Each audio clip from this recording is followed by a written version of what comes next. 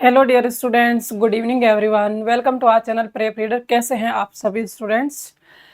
तो क्या पढ़ाई कर रहे हो, कैसे चल रही है आपकी तैयारी? जैसे कि आप सभी को पता है, प्रेप रीडर पर यूट्यूब चैनल पर आपकी 2 क्लासेज चलती हैं और पहली क्लास का टाइमिंग रहता है आपका 5 बजे और 5 बजे वाली क्लास में हम पढ़ते हैं यूनिट 2 और यूनिट 2 के बाद हमने स्टार्ट किया यूनिट 3। और दूसरी तरफ हमारा जो शाम को 8:30 बजे दूसरी क्लास होती है उसमें हमने यूनिट 10 स्टार्ट कर रखी है। प्लस अभी 2-3 दिन के लिए हम यूनिट 7 करेंगे। जो हमारी यूनिट 7 की 2-3 कहानियाँ बच गई थी उनको एक बार कंप्लीट कर लेते ताकि आपके साथ आपके पास सारी की सारी 21 कहानियाँ एक साथ आपके पास पड़ी रहे। सारी क्लासेस को आप आराम से देखते जाओ, जब आपका मन करे उनका रिवीजन कर सकते हो। जो भी मॉक टेस्ट करे मॉक टेस्ट को भी कर सकते हो। तो उसके बाद 2-3 कहानियाँ जो बची हैं उनको हम कंप्लीट कर लेंगे। उसके बाद हम वापस यूनिट 10 पे आएंगे। यूनिट 10 की हमने 1-2 क्लासेस कर ली है, जो सॉरी 4-5 रचना कर ली। मेरी तिब्बत यात्रा की 3 क्लासेज हम कर चुके हैं। चौथी क्लास हम 29 तारीख को शाम को 8:30 बजे करेंगे लाइव सेशन में। और अभी 2-3 दिन हम लाइव सेशन नहीं ले पा रहे, तो उसके कारण आपको जो भी चीज़ें हैं पर आपकी क्लासेज नहीं रुकी, रिकॉर्डेड चीज़ें मिल रही है आपको। तो इनसे क्लासेस देखना अच्छे से। और सबसे पहले क्लास में आते ही सेशन को लाइक करना है और जो स्टूडेंट्स नए आते हो चैनल को सब्सक्राइब करना है। प्लस सेशन को सभी स्टूडेंट्स को अपने सभी दोस्तों के साथ व्हाट्सएप स्टेटस ग्रुप्स वगैरह में शेयर करना है ताकि बाकी नए बच्चे भी हमारे साथ जुड़ पाए और हम अपनी क्लासेज को और बेहतरीन तरीके से अच्छे से कर पाए। ठीक है, तो आज हम क्या पढ़ेंगे? चंद्रदेव से मेरी बातें कहानी। हालांकि हमने लगभग सारी कहानियां कर ली। एक तो चंद्रदेव से मेरी कहानी बची, आकाशदीप कहानी बची है, जिनके बारे में अभी तक हमने चर्चा भी नहीं करी थी। बाकी की सारी कहानियों में हमने किसी की तो मूल कहानियां, लगभग कहानियां तो हमने मूल कहानी से पूरी पढ़ ली। और इसके अलावा शायद एक हमारी तीसरी कसम कहानी बच रही है जिसके बारे में हमने नहीं पढ़ा है। तो इन 3 कहानियों में से एक कहानी आज हम चंद्रदेव से मेरी बातें करेंगे। तो आप इसको थोड़ी सी चीज़ें समझने की कोशिश करना। यहाँ से अभी हाल फिलहाल में हमें प्रश्न पूछे भी गए जो थोड़े से घुमा फिरा करके, वो अंग्रेजी शब्द वाला जो प्रश्न आया था, 5 अंग्रेजी शब्द दे दिए आपको। इस कहानी के अनुसार उन 5 शब्दों को क्रम से लगाना था। वो थोड़ा डिफिकल्ट वाला प्रश्न था, लेकिन अगर हमारे लिए एक बार वो डिफिकल्ट वाला प्रश्न था तो हमें उसे सीख लेनी चाहिए कि आगे भी हमें इससे संबंधित इस तरह की चीज़ें पूछी जा सकती हैं। तो हम जरूरी नहीं है कि केवल इसी कहानी को पढ़ते समय उस दृष्टि से पढ़ें। हमारे पास जितनी भी सारी 21 कहानियाँ, उन 21 कहानियों को भी सेम दृष्टि से पढ़ते हुए चलेंगे कि हाँ भाई, इसमें से हमें अगर ऐसे प्रश्न पूछे गए तो हो सकता है कि दूसरी कहानी में से भी अगर इस तरीके का कुछ वार्तालाप, उस कहानी की जो घटनाएं हैं, जो कथन है, जो मूल शब्द प्रयोग हुए, वहां से भी हमें क्रम से प्रश्न पूछे जा सकते हैं। तो इनको भी हम वैसे ही पढ़ेंगे।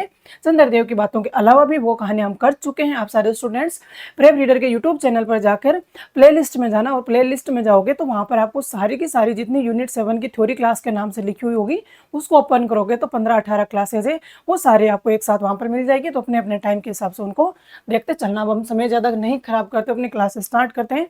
तो आज हम क्या पढ़ेंगे? चंद्रदेव से मेरी बातें। ये किसकी होगी? राजेंद्र बालक घोष। इनके हमारे पाठ्यक्रम में 2 कहानियां लगी हुई है, एक दुलाई वाली कहानी और एक ये कहानी। दुलाई वाली कहानी को हमने अच्छे तरीके से पढ़ लिया।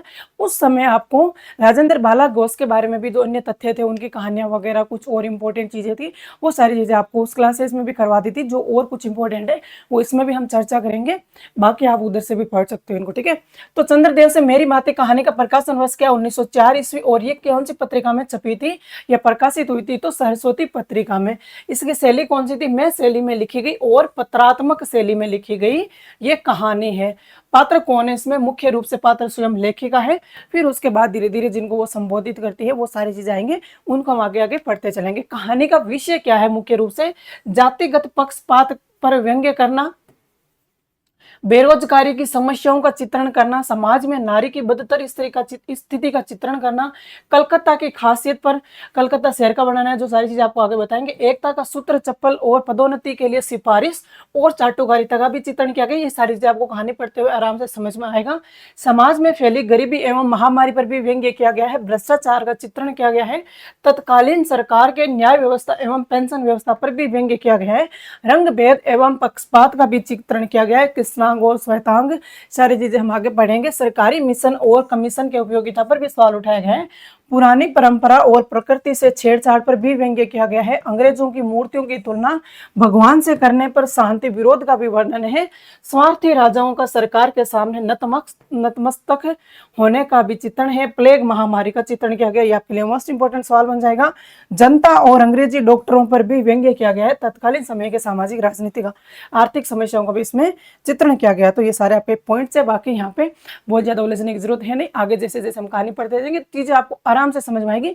बट आपको एक बार अच्छा समय देना है कि पूरी कहानी को अच्छे से सुनो, फिर उसको सुनते सुनते चीजें जहाँ पे आपको लगे कि अच्छा यहाँ पे ये घटना चल रही है तो इस घटना से संबंधित इस चीज पर व्यंग्य किया जा सकता है, इस चीज पर लेखिका ने व्यंग्य किया है, या फिर यहाँ पे ये बताना चाह रहे, बताने का उद्देश्य है, वो चीजें समझ लोगे। उसके बाद आपको कितना ही प्रश्न घुमा फिरा कर विषय वस्तु से आ जाए, आप उसको डायरेक्ट सही से कर लोगे। ठीक है, तो देखो पत्रात्मक शैली और व्यंग्य कैसे देखने को मिलता है। लेखिका ने चंद्रदेव को संबोधित करते हुए, तो संबोधित किसको क्यों, जो इस कहानी का पूरी कहानी इन्हीं के इर्द गिर्द घूमते हैं, किसके, चंद्रदेव के बारे में।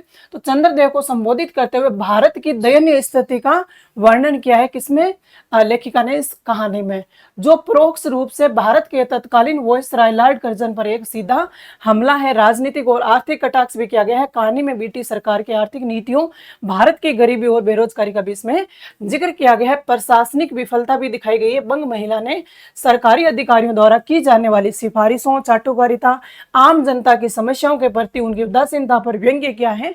बंगाल विभाजन का भी उल्लेख किया गया, ये इंपॉर्टेंट है। कहानी में लॉर्ड कर्जन के काल में हुए बंगाल विभाजन और उससे उत्पन्न जन आक्रोश की झलक भी हमें दिखाई पड़ती है। सामाजिक मुद्दे, इसमें नारी के प्रति अमानवीय व्यवहार, शिक्षित युवाओं की दुर्दशा को भी रेखांकित किया गया है। ठीक है, अब ये सारी चीजें हैं वो फिर से अच्छा रिपीट हो गई क्या चलो कोई बात नहीं। अब कहानियां इनके मुख्य रूप से इनको देखो। चंद्रदेव से मेरी बात 1904 हो गया। कुंभ में छोटी बहू ये 1906 हो गया, इनके बारे में पहले भी चर्चा कर चुके हैं। दुलाई वाली का 1907 हो गया, सरस्वती पत्रिका में प्रकाशित है। और ये सारी चीजें आपको दुलाई वाली कहानी पढ़ते समय भी समझाई थी। भाई बहन 1908 में बाल प्रभाकर पत्रिका में प्रकाशित इनकी एक अन्य कहानी है। और दालिया भी इनकी कहानी है, हृदय परीक्षा। और ये दोनों जो है वो किसमें, 1915 में सरस्वती पत्रिका में प्रकाशित हुई थी। तो इन सभी कहानियों के नाम आपको जरूर ध्यान रखना है कि इनकी कहानियां कौन कौन से, प्लस उनकी सरस्वती पत्रिका और ये बाल प्रभाकर पत्रिका का भी ध्यान रखना है। ठीक है, अब देखो यहां से होती है हमारी मूल कहानी स्टार्ट। ठीक है, पूरी की पूरी कहानी आपके सामने, कोई भी लाइन बीच में से कट नहीं है। तो जब भी चाहो मूल कहानी पढ़ने का मन हो या फिर सुनना है, चीजें नहीं समझ आ रही है तो डायरेक्ट आप यहाँ से पढ़ सकते हो। चीजें सारी आपके सामने जैसे पुस्तक में, मूल पुस्तक में है, वही सारी चीजें आपके सामने है। ठीक है, तो चंद्रदेव से मेरी बात है, राजेंद्र बाला घोष, बंग महिला की, और प्रकाशन कौन सी पत्रिका में होता है, सरस्वती में। अब यहां से शुरू होता है, तो शुरुआत किस पात्र से होती है, शुरुआत चंद्रदेव से। ठीक है, ध्यान रखना है। क्या क्या चीजें ध्यान रखोगे इसमें, सबसे ज्यादा शब्दों का ध्यान रखना, अंग्रेजी शब्द कौन कौन से आए हैं, या फिर किन किन देवताओं का वर्णन आया है, किन किन चीजों पर जो व्यंग्य किया गया है वो व्यंग्य कौन कौन सी घटना से संबंधित है, कौन कौन से वातावरण से संबंधित है, वो चीजें भी आपको ध्यान रखनी है। तो शुरू करते हैं हम। भगवान चंद्रदेव, आपके कमलवत कोमल चरणों में इस दासी का अनेक बार प्रणाम। ये हो गया शुरुआती कथन, आपके लिए मोस्ट इंपोर्टेंट। और इस तरीके के प्रश्न आजकल परीक्षा में ज्यादातर पूछे जाते हैं। तो ये ध्यान रखना है कि कमलवत कोमल चरण किसके चरण बताए गए हैं, तो चंद्रदेव के बताए गए हैं। तो ये आपको इस तरीके से ही चीजें ध्यान रखनी है। ठीक है, और या फिर अगर बोले कि चंद्रदेव की दासी कौन समझता है, या फिर बंग महिला जो है इस कहानी के आधार पर अपने आप को किसकी दासी मानती है, तो चंद्रदेव की दासी स्वीकार करती है। ठीक है,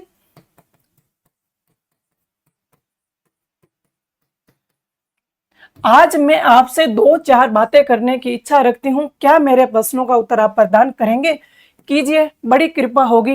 देखो, सुनी अनसुनी सी मत कर जाना, अपने बड़पन की ओर ध्यान देना। अच्छा, कहती हूँ सुनो, मैं सुनती हूँ। आप इस आकाश मंडल में चिरकाल से वास करते हैं, यानी कि बहुत समय से आप इस काल में आकाश मंडल में वास करते हैं। क्या ये बात सत्य है? यदि सत्य है तो मैं अनुमान करती हूँ कि इस दृष्टि के साथ ही साथ अवश्य सॉरी आपकी भी सृष्टि हुई होगी। तब तो आप ढेर दिन के पुराने बूढ़े कहे जा सकते हैं। तो ये ध्यान रखना है कि ये दोनों शब्द किसके लिए प्रयोग हुए हैं, तो चंद्रदेव को क्या कहा गया है, बूढ़ा कहा गया है।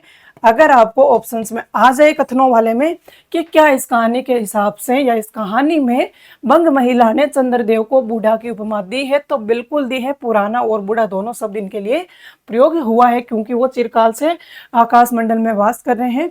और यहाँ पे सारी चीजें जो भी आप समझो राजनीतिक व्यंग्य हो गए, वही सारी चीजें यहाँ पे समझाई गई। बस अब आपको ही इन चीजों को समझना है कि अपना जो जितना चीज़ें पढ़ते आए हो आप अभी तक, जो आपका मैच्योरिटी लेवल है, जिस तरीके से आपने अपनी पढ़ाई करी है, जिस तरीके से आप कहानियों को पुस्तकों को पढ़ते हो, वहाँ से जो चीज़ें समझनी, बस अपनी वही एक एक्टिवनेस वाली चीज़ यहाँ पे लानी है कि अच्छा ये शब्द यहाँ पे ये लाइन आई है, इसका मतलब ये व्यंग्य तो करें लेकिन किससे संबंधित करें, उन चीज़ों को जोड़ना सीख जाओगे और चीज़ें समझ में आ जाएगी। तब आपको हर रचना आपके लिए ईजी हो जाएगी, परीक्षा में प्रश्न करना आपके लिए बहुत आसान हो जाएगा, क्योंकि वहाँ पे एग्जैक्ट लाइन नहीं उठाएंगे ना, वो नहीं ये बोलेंगे कि क्या ये अच्छा इसके माध्यम से ये बोला गया है, डायरेक्ट पूछेंगे क्या इसमें राजनीतिक व्यंग्यात्मक रूप मिलता है आपको देखने को, या फिर कोई ऐसा शब्द उठा लेंगे जिसकी हम कल्पना नहीं करते हैं या फिर अक्सर कम पढ़ते हैं। तो वो घटनाओं के माध्यम से आपको हर एक अर्थ निकालते हुए चलना है। ठीक है, आप इतने पुराने हैं तो सही, पर काम सदा से एक ही से करते हो और एक ही स्थान में करते आते हो, ये क्यों भला? क्यों आपका डिपार्टमेंट को क्या बोला गया? महकमे। ठीक है, ये यहीं से पूछा गया था हमें क्रम में, जहाँ डिपार्टमेंट नाम दे दिया फिर उसके आगे आगे जो जैसे नाम चलेगा वो सारे नाम आता है। तो पहला अंग्रेजी शब्द कौन सा डिपार्टमेंट आता है, उसको क्या बोलते हैं? महकमे बोलते हैं। इसमें ट्रांसफर है, ये भी इंपॉर्टेंट है, 2 नंबर पे आगे ये 1 नंबर हो गया, ये 2 नंबर। डिपार्टमेंट में ट्रांसफर या बदली होने का नियम नहीं है। क्या आपकी गवर्नमेंट पेंशन भी नहीं देती? बड़े खेद की बात है। ठीक है, यहाँ पे व्यंग्य क्या गया, वो डायरेक्टली चंद्रदेव को नहीं बोल रहे, चंद्रदेव के माध्यम से हमारे जो समाज में, हमारे शासन में जो चीजें चल रही उन पर उन्होंने व्यंग्य किया है।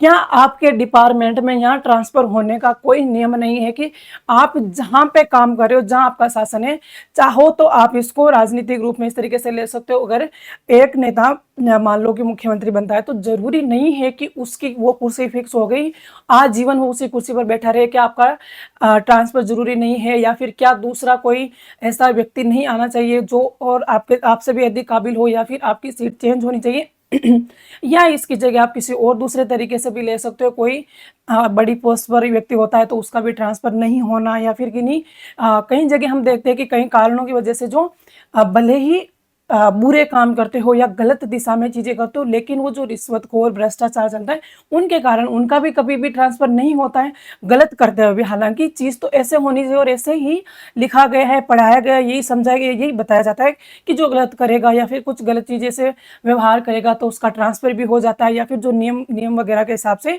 कितने समय के बाद इसको यहाँ से यहाँ भेजना चाहिए, ट्रांसफर होना चाहिए। तो क्या आपके यहाँ पर ट्रांसफर होने का नियम नहीं है? ऐसे प्रश्न कौन करती है?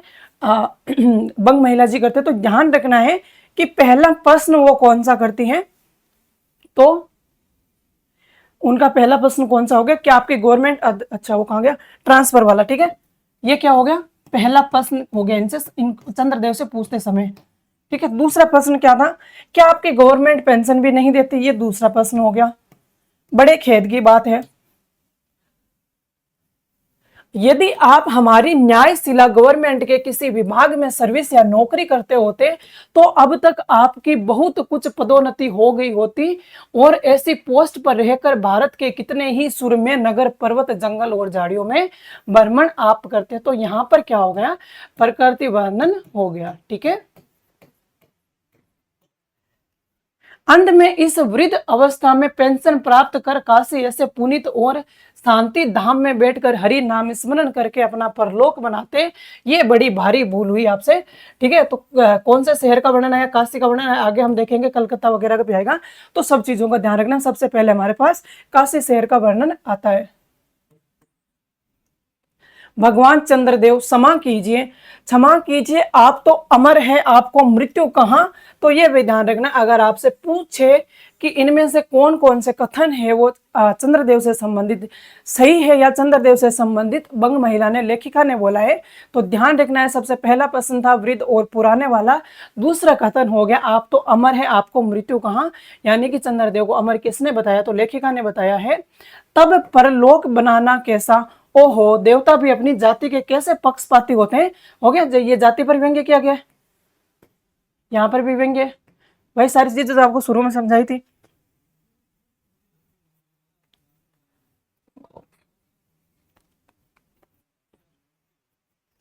ठीक है।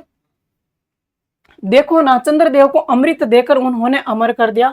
तब यदि मनुष्य होकर हमारे अंग्रेज अपने जाति वालों का पक्षपात करे तो आश्चर्य ही क्या। फिर से व्यंग्य किया गया है।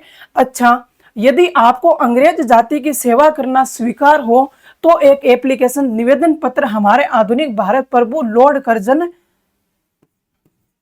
के पास भेज देवे। ठीक है, तो लॉर्ड कर्जन के पास पत्र भेजने को लिए किसको बोलते हैं? इनको, चंद्रदेव को। ठीक है, किस लिए बोलते हैं कि अंग्रेजी नीति में अगर आप सेवा करना चाहते हो तो किसके पास आपको अगर पत्र भेजना पड़ेगा? लॉर्ड कर्जन के पास, जो कि हमारे आधुनिक भारत लॉर्ड कर्जन के रूप में अभी सेवा दे रहे हैं। आशा है कि वे आपको आदर पूर्वक अवश्य आह्वान करेंगे, क्योंकि आप अधम भारतवासियों के भांति कृष्णांग तो है। ठीक है, ध्यान रखना है, कृष्णांग शब्द जो हमने देखा ना, रंग भेद वाली चीजें इसमें बताई गई, तो वो यहीं से शुरू होती है। कृष्णांग शब्द भी किसके लिए प्रयोग हुआ है? तो चंद्रदेव के लिए। ठीक है, आगे देखो, कृष्णांग तो है ही नहीं। अच्छा, कृष्णांग नहीं बताया, सॉरी सॉरी सॉरी, जो आपको अच्छी नौकरी देने में आपको गौरांग जाति कुपित हो उठे, इनको क्या बताया है? एक सेकंड, गलती हो गया भाई, कहाँ गया वो? हाँ, गौरांग किसके लिए शब्द प्रयोग हुआ है? तो चंद्रदेव के लिए, ये ध्यान रखना है। ठीक है, इनसे संबंधित डायरेक्ट प्रश्न पूछे जा सकते हैं। हो सकता है कि गौरांग की जगह कृष्ण लिख दे इधर और इधर को इधर लिख के फिर पूरा कथन दे दे, आप उसको करेक्ट कर दो, तो थोड़ा सा ध्यान रखना है। इनको गौरांग जाति का बताया, किनको? चंद्रदेव को। ठीक है, और फिर आप तो एक सुयोग्य कार्य दक्ष परिश्रमी बहुदृश्य कार्य कुशल और सरल स्वभाव महात्मा है, तो ये भी ध्यान रखना है। और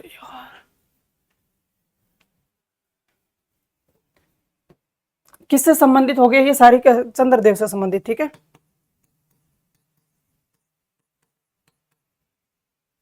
आगे देखो, मैं विश्वास करती हूं कि जब लॉर्ड कर्जन हमारे भारत के स्थायी भाग्य विधाता बनकर आवेंगे, स्थायी भाग्य विधाता के रूप में किसको बताया है? चंद्रदेव को, सॉरी लॉर्ड कर्जन को। ठीक है,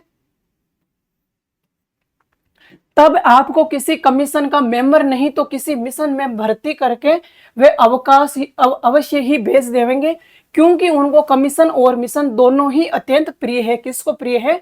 ये भी ध्यान रखना है। हो गया, ये फिर से भ्रष्टाचार वाली चीजें आ गई जो व्यंग्यात्मक रूप में चलती हैं। ये किसको पसंद है? लॉर्ड कर्जन को। ठीक है, आपके चंद्रलोक में जो रीति और नीति सृष्टि के आदि काल में प्रचलित थे वे ही सब अब भी है, पर यहाँ तो इतना परिवर्तन हो गया है कि भूत और वर्तमान में आकाश पाताल का सा अंतर हो गया है। मैं अनुमान करती हूं कि आपके नेत्रों की ज्योति भी कुछ अवश्य ही मंद पड़ गई होगी। ठीक है, किससे संबंधित हो गया? चंद्रदेव से। क्योंकि आधुनिक भारत संतान लड़कपन से ही चश्मा धारण करने लगे। यहाँ पे फिर हमारे आधुनिक समाज में जिस तरीके से जो चीजें हो रही है, जो चश्मा धारण कर लिया है छोटी छोटी उम्र में, उनकी चीजें बताई गई, हालांकि मुझे भी लगा हुआ है। ठीक है, लग जाता भाई। इस कारण आप हमारे दीनहीन क्षीण प्रभ भारत को उतनी दूर से भली भांति नहीं देख सकते होंगे कि ये मुख्य रूप से जो विक्टोरिया को पत्र वगैरह लिखते हैं उन्हीं से संबंधित चीजें हैं, पत्रात्मक रूप से दी गई हैं। तो वहीं पे उस तरीके से चंद्रालोक को भगवान के माध्यम से उनको व्यंग्य करते हुए लिखा है कि आपकी नजरें भी कुछ इसी तरीके से कमजोर हो गई होगी, इसलिए आप हमारी जो व्यवस्था है अंग्रेजी सत्ता के रहते हुए उसको आप नहीं देख पा रहे होंगे कि इसके लिए आप कुछ भला कर सको, कुछ अच्छा कर सको। तो क्या ध्यान रखना है? भारत की स्थिति क्या बताइए? दीनहीन क्षीण प्रभ भारत। ठीक है, इंपॉर्टेंट है। अतएव आपसे सादर करती हूं कि एक बार कृपा करके भारत को देख तो जाइए। यद्यपि इस बात को जानती हूं कि आपको इतना अवकाश कहां, पर 8वें दिन नहीं तो महीने में एक दिन अर्थात अमावस्या को तो आपको हॉलीडे छुट्टी अवश्य ही रहती होगी, कम से कम आप उसी दिन आ जाओ। तो ये चंद्रदेव को बुलाने के लिए कौन सा दिन तय करते हैं? तो अमावस्या का दिन, ये होगा आपके लिए इंपॉर्टेंट चीज। यदि आप उस दिन चाहे तो भारत भ्रमण कर जा सकते हैं। इस भ्रमण में आपको कितने ही नूतन दृश्य देखने को मिलेंगे जिसे सहजता देखकर आपकी बुद्धि जरूर चकरा जाएगी। यदि आपसे सारे हिंदुस्तान का भ्रमण शीघ्रता के कारण ना हो सके तो केवल राजधानी कलकत्ता को देख लेना। ठीक है, उस समय राजधानी कलकत्ता थी तो उसी का वर्णन आया है।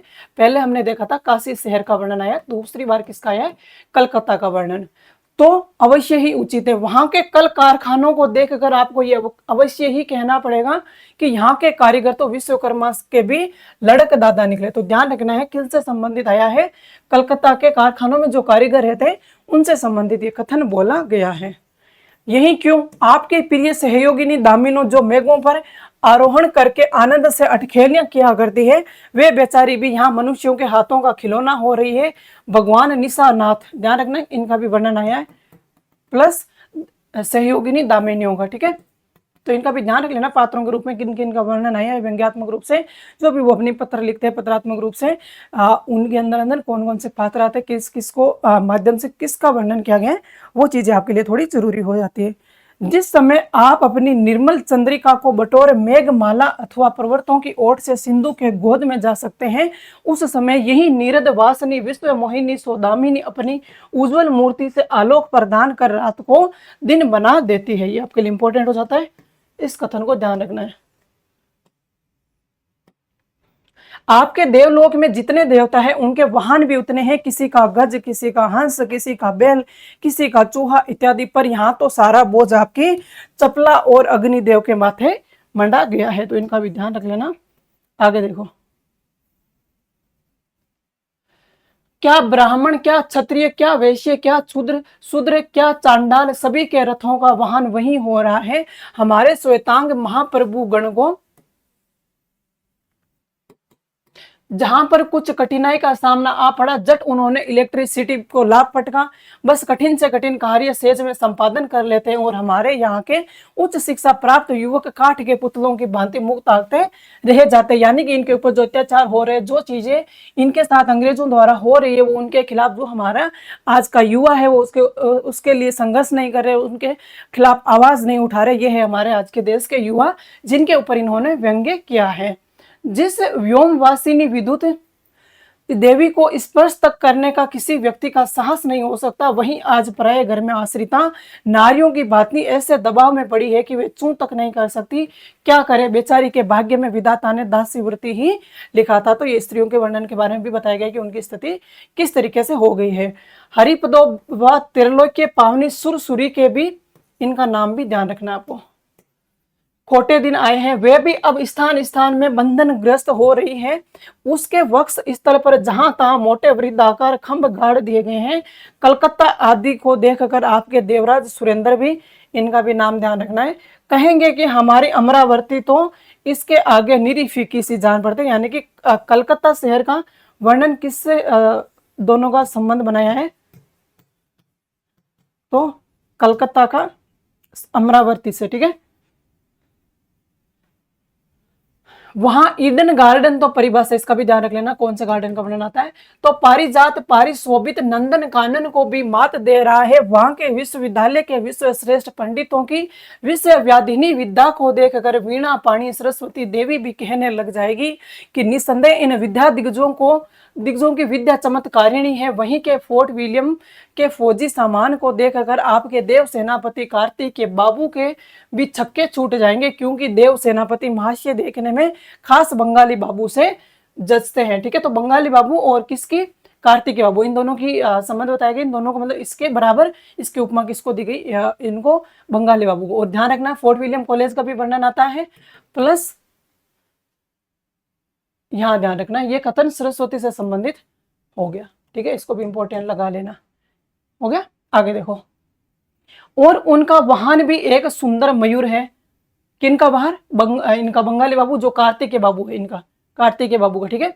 बस इससे उनके वीरत्व का भी परिचय खूब मिलता है। वहां के मिंट टकसाल शब्द को ध्यान रखना है, को देखकर सिंधु तन्या आपकी प्रिय सहोदरा कमला देवी और कुबेर भी अकचका जाएंगे। भगवान चंद्रदेव इन्हीं सब विश्वासी उत्पादक अपूर्व दृश्यों का अवलोकन करने के हेतु आपको सादर निमंत्रित तथा सविनय आहूत करती हूँ। संभव है कि यहाँ आने से आपको अनेक लाभ भी होंगे। आप जो अनादिकाल से निज उज्ज्वल वपु में कलंक की काली मां लेपन करके कलंक की शशांक सशद्र शस्त्र लांछन आदि उपाधि मालाओं से भूषित हो रहे हैं, तीनों ध्यान रखना, ठीक है। ये किसके लिए शब्द प्रयोग हुए हैं, इंपॉर्टेंट है, ठीक है।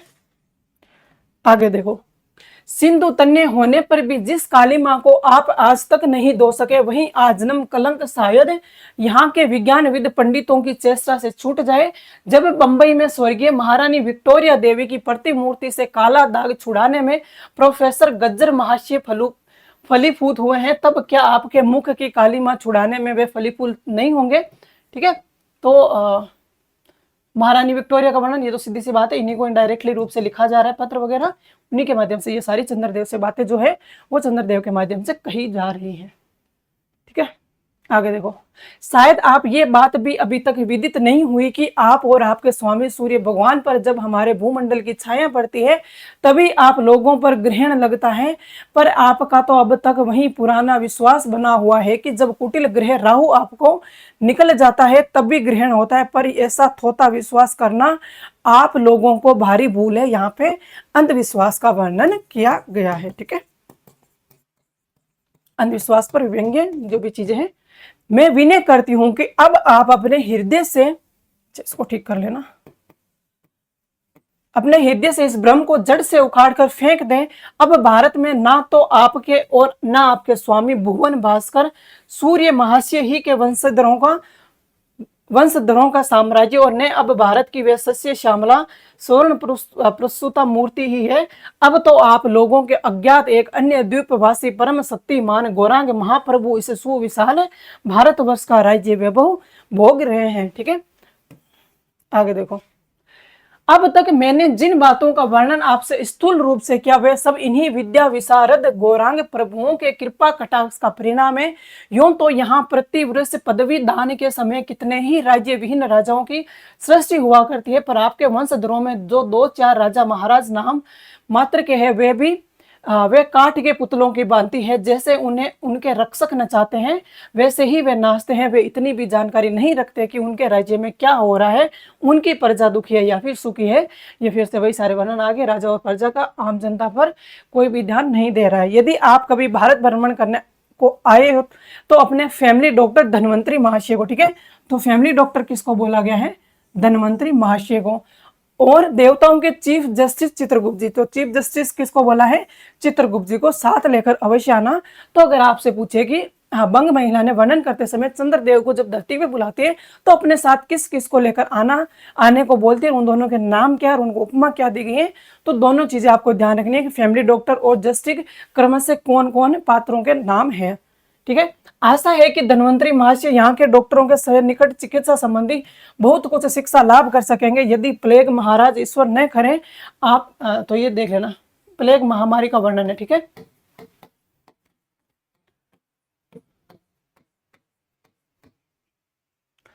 आपके चंद्रलोक या देवलोक में घुस पड़े तो वहां से उनको निकालना कुछ सहज बात नहीं होगी। यहीं जब चिकित्सा शास्त्र के बड़े बड़े पारदर्शी उन पर विजय नहीं पा सकेंगे तब वहां आपके देवलोक में जड़ी बूटियों के प्रयोग से क्या ही हो जाएगा।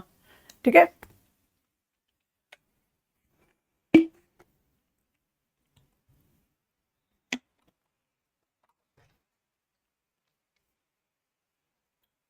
यहाँ के इंडियन पिनल कोड की धाराओं को देख अगर चित्रगुप्त जी महाराज अपने यहाँ की दंड विधि कानून को बहुत कुछ सुधार सकते हैं, और यदि बोझ ना हो तो यहाँ से वे 2-4 टाइपराइटर भी खरीद कर ले जाएं। जब प्लेग महाराज के अपार अनुग्रह से उनके ऑफिस में कार्य की अधिकता होवे तब उनसे उनकी बिल्डिंग के राइटर्स के काम में बहुत ही सुविधा और सहायता पहुंचेगी।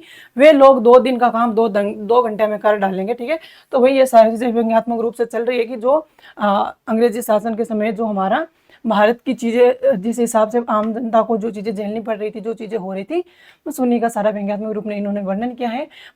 विक्टोरिया को लिखते हुए पत्रात्मक शैली में व्यंग्यात्मक रूप में लिखा है, इसलिए वो डायरेक्ट ना कह करके इनडायरेक्ट अपनी चीजों को शेयर कर रही है। ठीक है, अच्छा, अब मैं आपसे विदा होती हूँ। मैंने तो आपसे इतनी बातें कही, पर खेद है आपने उनके अनुकूल या प्रतिकूल एक बात का भी उत्तर नहीं दिया। किसने? चंद्रदेव ने।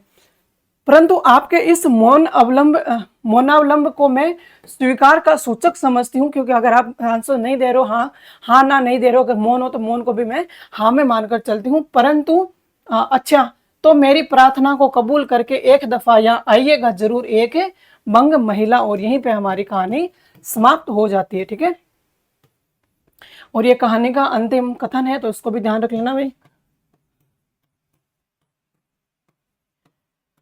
ठीक है, सेशन अच्छा लगा हो तो सेशन को शेयर करना है, लाइक करना है, और उम्मीद करती हूँ कि कहानी आपको अच्छे से समझ में आई होगी। एक दो बार फिर सुन लेना, और बाकी इनसे जो शॉर्ट चीज़ें बनेगी ना, इसमें क्या चीज़ें आ सकती है, क्या होगी, वो हम बहुत जल्दी एमसीक्यू सीरीज लेकर आएंगे वापस। तो उन एमसीक्यू में हम वापस इनको और अच्छे तरीके से करेंगे। एक बार के लिए जस्ट आप अपनी कहानियाँ तैयार कर लो, अपनी रचनाएं तैयार कर लो कि हाँ मैंने ये चीज़ें पढ़ ली, मुझे इतना पता चल गया है कि इसके अंदर क्या क्या चीज़ें, कौन कौन से पात्र है, कौन कौन सी घटनाएं चल रही होती हैं, और किन किन पात्रों को क्या क्या उपमा दी गई है, ये सारी चीजें अगर मुझे बताएं। उसके बाद अगर मुझे इस कहानी से संबंधित घुमा फिरा के जो प्रश्न पूछे जाएंगे, वहां से मैं उनको करेक्ट कर दूंगा। ठीक है, ये आपकी prep reader UGC Hindi Telegram channel है। यहाँ पर आपको सारे पीडीएफ्स अवेलेबल हो जाएंगे, इस क्लास का भी वहीं पर मिल जाएगा। तो सारे स्टूडेंट्स इस टेलीग्राम चैनल को ज्वाइन कर लीजिएगा।